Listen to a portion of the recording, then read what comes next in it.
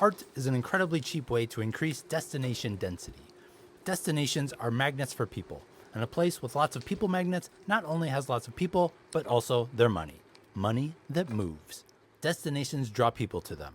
When we are done at one place, when our errand is finished, when we are done eating, or when our curiosity is satisfied, other destinations get our attention. Oh, look at that! If those destinations are interesting and convenient, i.e. close together, we wander over. Edna, will you take a look at this?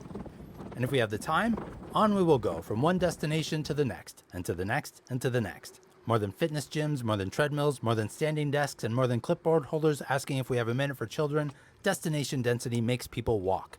It turns errand runners into strollers, who are really just window shoppers, who frequently become actual shoppers. The more time a person spends in a place, the more money a person spends in a place.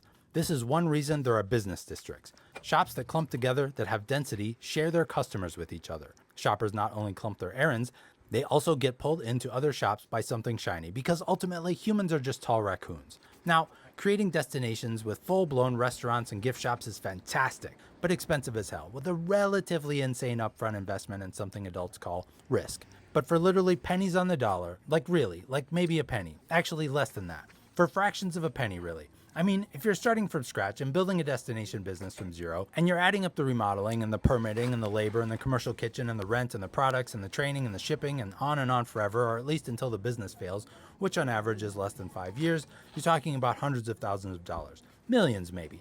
But let's just say 6 figures. I mean, the time alone is going to pencil out in the 6-figure territory for a high school graduate with no experience working nights and weekends over that amount of time. 6 figures or more. Let's say $100,000. Let's say $100,000 plus.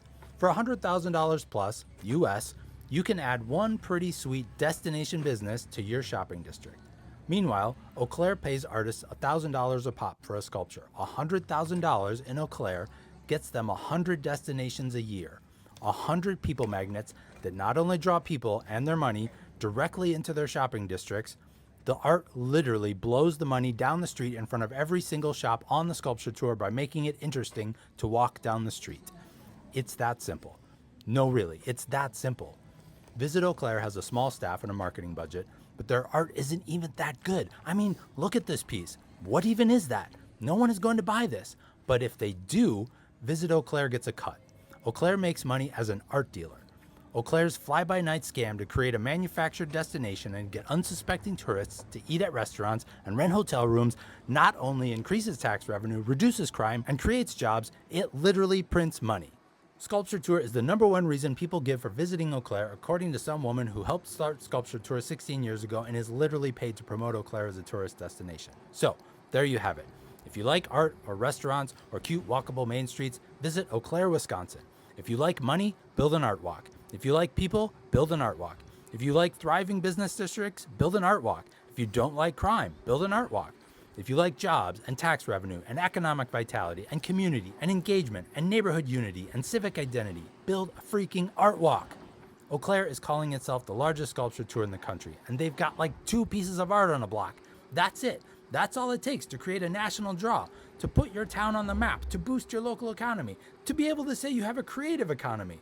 All snark aside, the Eau Claire Sculpture Tour shows the tremendous power of art, which is to say that humans reaching out to humans, which is really what art is, has the power to move us. And I mean that literally. One piece of art literally causes us to step forward, and that is its smallest effect.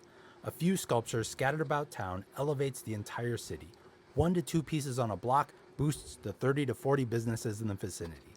Eau Claire has fostered something really special and economically valuable, and done it in a relatively short amount of time. Thanks for showing us the path, Eau Claire.